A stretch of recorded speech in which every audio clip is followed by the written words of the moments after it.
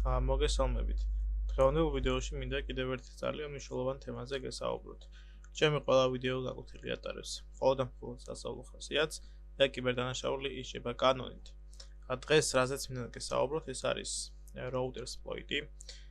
ერთ-ერთი მნიშვნელოვანი თემა, ანუ ზოგადად საწარმოო სახლშიც ეს არის ყველაზე ესე ვთქვათ დასაცავი როუტერი, რადგან თუ ჰაკერმა წტომა მიიღო ჩვენს როუტერზე, ის პრაქტიკულად აკონტროლებს მთელ ქსელს და შეუძლია ნებისმიერი ინფორმაცია მიიღოს, ასევე თვითონ განახორციელოს თავის სასარგებლოდ რაღაცა მანიპულაციები როუტერზე და შეცვალოს კონფიგურაცია. არსებობს საკმაოდ კარგი ინსტრუმენტი RouterSploit, მაგრამ ეს არ არის ჩაშენებული ჩვენს კარლ ლინუქსში და უნდა დავაინსტალიროთ ხელით. ამისათვის შეგვიძლია ის GitHub-დან გადმოვწეროთ, მე უკვე გადმოწერილი მაქვს, მაგრამ მაინც განახებთ თუ როგორ გექნება მისი ინსტალაცია.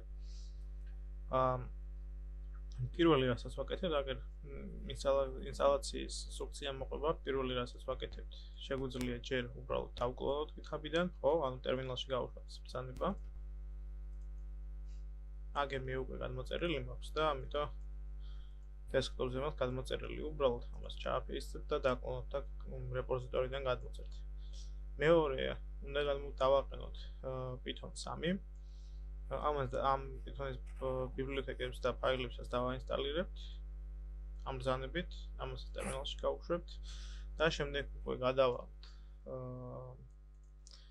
ამ დაკლონილი, ჩამოწერილი RouterSploit-ის დირექტორიაში, ხო, ანუ აქ გავხსნათ დირექტორიაში და აქ უნდა გავუშვათ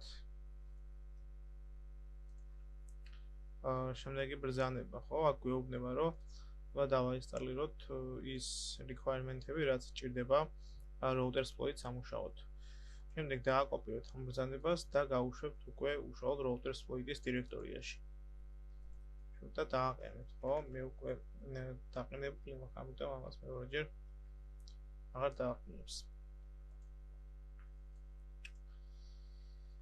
შემდეგ ინსტრუქციაში წერია, რომ უნდა გავუშვათ Python 3-ით, ხო, rsf.py.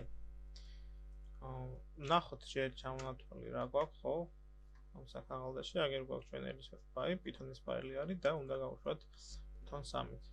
შევედით ჩვენს RouterSploit-ში, აქ გვაქვს 132 სკანერი, payload 4, 32 encoder-ი და ასე შემდეგ.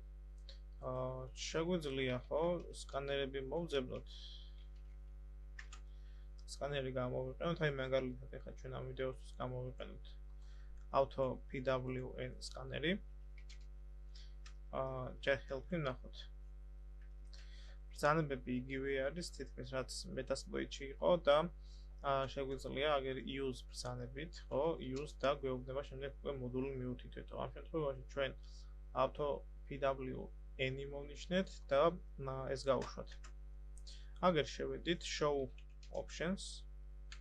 ახაც გვაქვს და შეგვიძლია ვნახოთ რა პარამეტრებს ითხოვს. პირველი რასაც ითხოვს პარამეტრებს, ეს არის target-ი. ამ სამიზნეს, ხო? ამ შემთხვევაში მე target-ად ავიღებ ჩემს routers, ხო? 192.168.1. დავაყენე და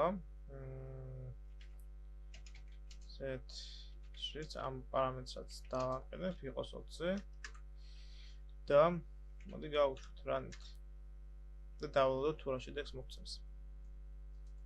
აგერ დაიწყო RouterSploit-მა მუშაობა ჩემი როუტერის წინააღმდეგ და ამოწმებს სხვადასხვა სისუსტეებს და შეეცდება იპოვოს რაიმე exploit-ი. შემდეგ უკვე ამ სისუსტეს რომ შევუტიოთ.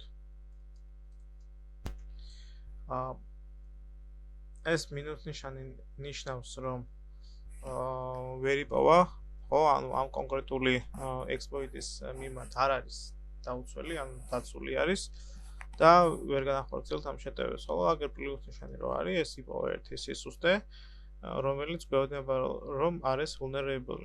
აგერ იპოვა მე-80 პორტზე, ანუ ვების სისუსტე იპოვა და აგერ არის კონკრეტული ექსპლოიტი. ეხლა ეს ჩვენ შეგვიძლია მოვაკოპიროთ ეს კონკრეტული ექსპლოიტი და შეგვიძლია გამოვიყენოთ, ხო?